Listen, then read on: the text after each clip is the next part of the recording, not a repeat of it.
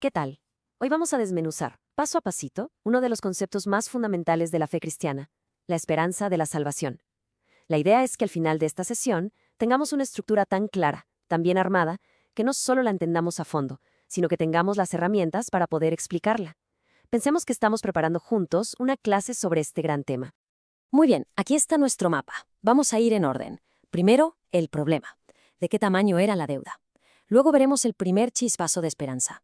Después nos meteremos a la lógica del plan de rescate, el papel de Cristo como el nuevo Adán, y cerramos con lo que todo esto significa para nosotros hoy.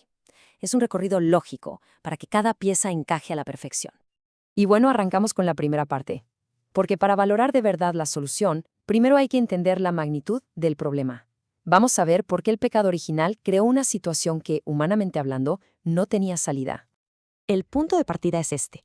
La desobediencia de Adán y Eva no fue un simple tropiezo. No, lo que provocó fue una fractura profunda, una deuda espiritual tan grande que la humanidad, por sus propios medios, simplemente no podía saldar. Se rompió algo fundamental. Y para entender esa fractura, es clave saber quién la provocó. El Evangelio de Juan es súper directo al describir a Satanás como el padre de la mentira. Fue su engaño, esa susurrante promesa de serán como dioses, la que plantó la semilla de la desconfianza y la desobediencia. A ver, y aquí está la clave teológica del asunto. Esto es súper importante para explicarlo bien. ¿Por qué la deuda era infinita? Bueno, porque la gravedad de una ofensa no se mide por quién la comete, sino por la dignidad de quien la recibe. Y claro, ofender a un ser infinito como Dios genera una deuda de valor infinito. Ninguna criatura finita, por más que quisiera, podría repararla. Este es el nudo de todo el problema. Pero la historia da un giro. Justo en el momento más oscuro, cuando parece que todo está perdido, se enciende una pequeña luz.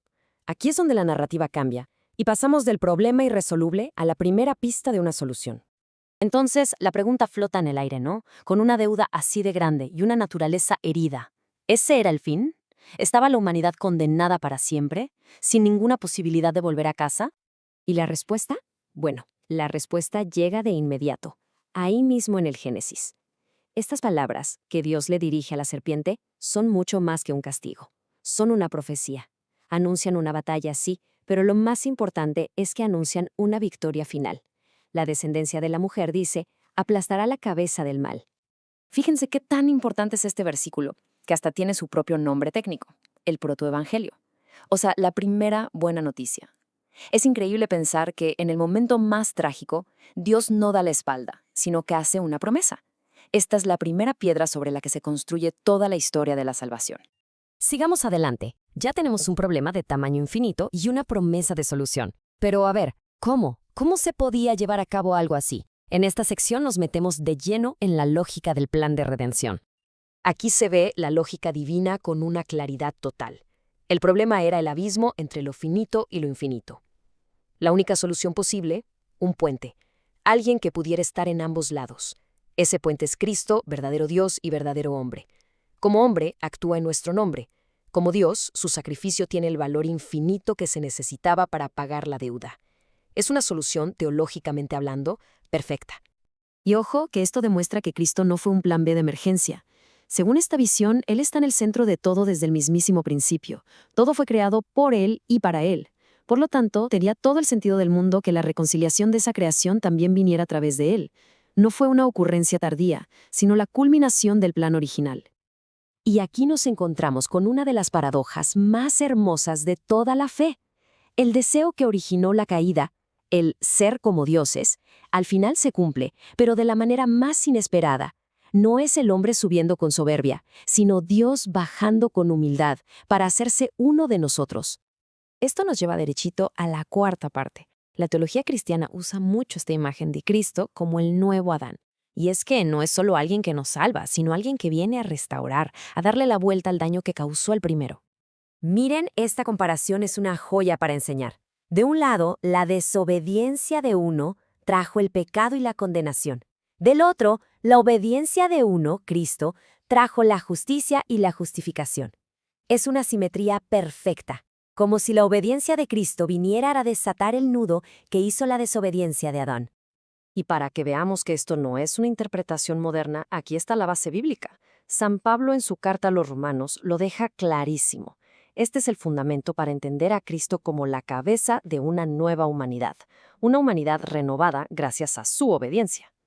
Y el punto culminante es que el resultado de todo esto es tan maravilloso que la Iglesia llega a decir esta frase que suena tan extraña: «Oh, feliz culpa». ¿Cómo que feliz? La idea es que el estado al que somos elevados en Cristo es un bien todavía mayor que el estado de inocencia que se perdió en el paraíso. La medicina resultó ser más gloriosa que la salud original. Y ahora sí, llegamos a la parte práctica. Ya tenemos todo el edificio teológico. La pregunta es, bueno, ¿y esto cómo se vive en el día a día? Porque la redención no significa que la lucha se acabó, pero sí cambia por completo las reglas del juego. Lo primero es ser realistas. La batalla sigue. La victoria final de Cristo está garantizada, pero en nuestra vida personal, la lucha de todos los días sigue ahí. Este pasaje es un recordatorio de que hay que estar atentos, vigilantes. Pero, y este es el gran pero que lo cambia todo, no es una lucha que libramos solos. La promesa es constante, hay ayuda divina. La gracia de Dios es suficiente. Y es más, es justo en nuestra debilidad donde su fuerza se hace más evidente. No se trata de hacernos los invencibles, sino de aprender a depender de su fuerza. Entonces, en resumen, la vida cristiana se ve como una peregrinación. Es un combate, claro que sí, pero no es un combate sin esperanza. Es una lucha que se libra con la certeza de que tenemos ayuda y con la vista puesta en un destino final de unión con Dios. Un destino que, por cierto, ya fue ganado para nosotros. Y cerramos con esta pregunta, que es como la tarea para la casa. Después de entender toda esta historia de caída y redención, la cuestión final se vuelve muy personal, muy práctica. Si todo esto es verdad, si se nos ha devuelto y elevado nuestra dignidad, ¿cómo se ve eso en las decisiones, las palabras y las acciones de cada día? Una pregunta que da para pensar, y mucho.